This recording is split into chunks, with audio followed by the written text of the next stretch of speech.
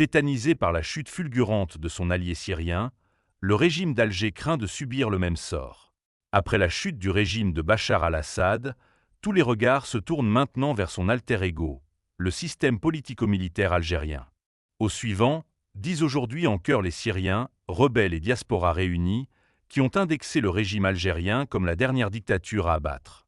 Paniqué, le régime algérien, qui a soutenu jusqu'au bout Bachar al-Assad, a réagi en tournant kazakh pour se solidariser avec le peuple syrien frère.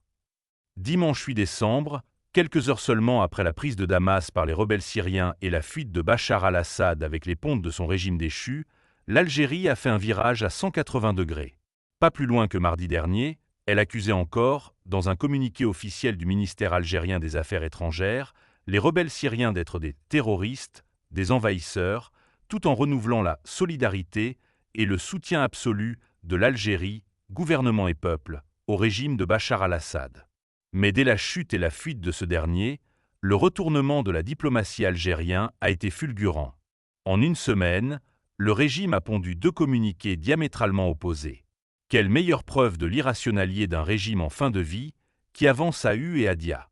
Dans un nouveau communiqué diffusé dimanche soir, les affaires étrangères algériennes écrivent que l'Algérie suit avec une grande attention les récents développements de la situation et les changements accélérés en cours en République arabe syrienne et réaffirme son soutien au peuple syrien frère, avec lequel le peuple algérien partage les pages lumineuses d'une histoire commune fondée sur la solidarité et l'entraide.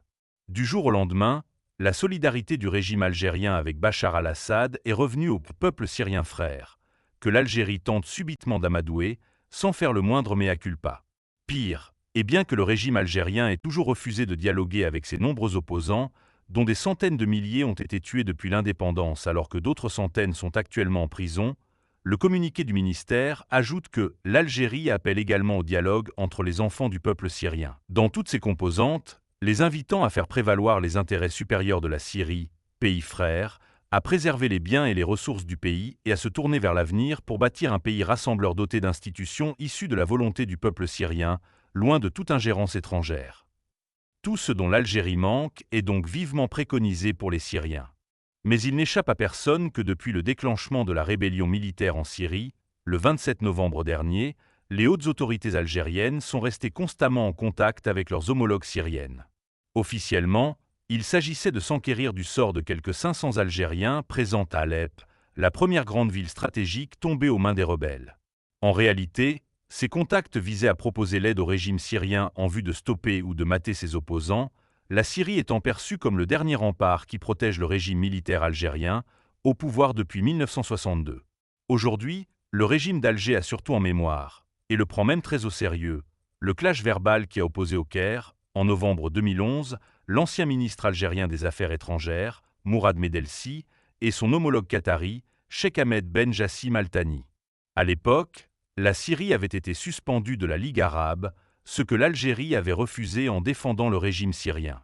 La décision de suspension fut finalement avalisée, et le chef de la diplomatie algérienne sèchement menacé par Cheikh Ahmed Ben Jassim en ces termes « Arrêtez de défendre la Syrie parce que votre tour viendra et peut-être que vous aurez besoin de nous ». En juillet 2021, le président algérien Abdelmadjid Tebboune avait rappelé cette séquence, qui hante toujours le régime algérien, dans sa première interview avec la chaîne qatari, Al Jazeera, en vue de faire les yeux doux aux pays du Golfe. Or, ce parallèle entre les destins des régimes syriens et algériens est revenu ces dernières heures sur le devant de la scène. Ainsi, lors de manifestations spontanées, organisées par la diaspora syrienne à travers les différentes capitales européennes, le régime algérien a été indexé comme étant le seul à avoir soutenu jusqu'au bout le régime déchu de Bachar al-Assad. Sur les banderoles des manifestants syriens, dimanche à Paris, on pouvait lire « À bas la dictature et ses complices à l'intérieur et en Algérie », représentés par son drapeau. De même, de nombreuses vidéos diffusées ces dernières heures en Syrie fustigent en particulier le soutien du régime algérien à Bachar al-Assad.